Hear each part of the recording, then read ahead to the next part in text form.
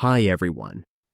In today's tutorial, we will show you how to download and install Google Messages step by step. If you want a reliable messaging app for SMS, MMS, and RCS chats. This tutorial is for you if you want to install Google Messages on your mobile device. On your mobile dashboard, to install Google Messages, all we need to do is click the Play Store.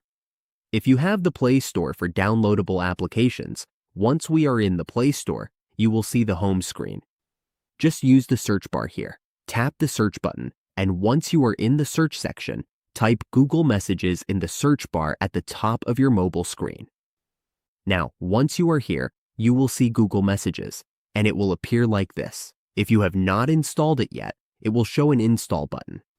Just click Install, and it will download and install Google Messages on your mobile phone. The purpose of this is to store Google Messages on your Android device and set it up properly for texting and chatting.